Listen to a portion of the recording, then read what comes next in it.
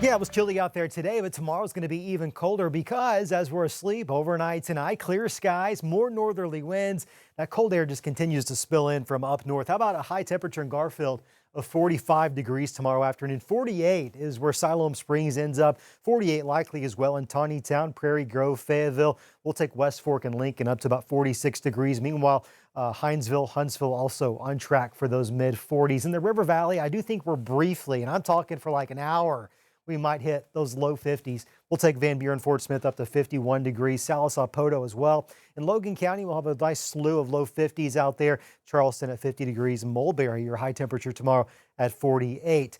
Don't get used to it. There is going to be even colder weather on the way. Now, tomorrow we're going to enjoy a lot of sunshine. Winds are going to be lighter. Interestingly enough, they're actually going to transition out of the south, but not for a long enough period of time where we can benefit from a southerly wind and help us warm up before our next cold front arrives. Here it comes. This one's going to move through early in the day Friday.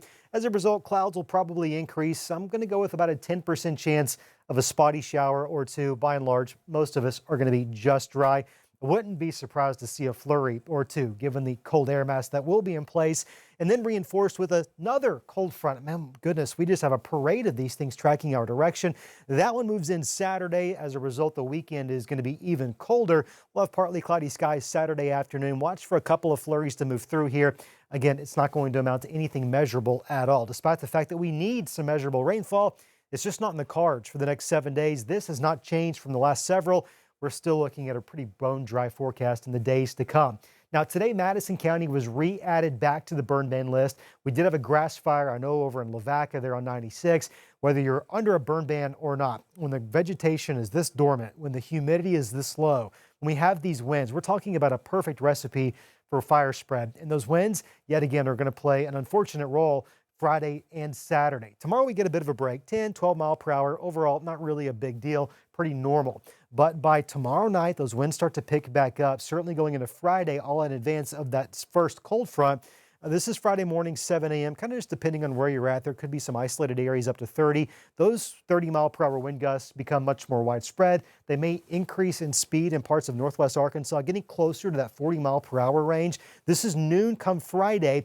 Those winds are going to stay elevated overnight, and they're going to remain pretty breezy for us on Saturday, still out of the northwest. How about any rain in the medium range forecast?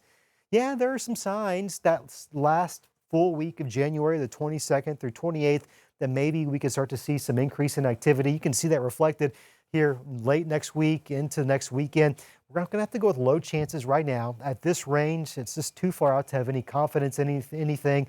One thing's for sure, drought breeds drought. It's really hard to get out of a drought once you've got one going.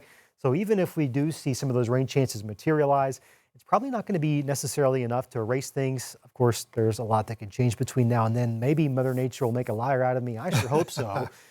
Tomorrow, low 50s. Friday, double nickels out there in the River Valley, down into the 40s. Saturday, Sunday, my goodness, Sunday morning, the actual lows are in the teens. Wind chill values perhaps in the single digits Sunday morning. Man, hopefully by this time next week, we have a really good, better feel for any kind of rainfall. Well, we need it. And look, I know there's a lot of snow lovers out there. And, it's so interesting. Yeah, we fight this battle every year around here. We either have the cold air in place with no moisture, as is the case the next several days, or we have a lot of moisture and it's just like a cold, miserable rain at 35 degrees, right? Yeah. We'll see. We'll see if those two don't align soon. Typically, I'll tell you, February on average is our snowiest month. So we still got that. We got a lot of opportunities. Okay. All right, Scott, thanks. Yep.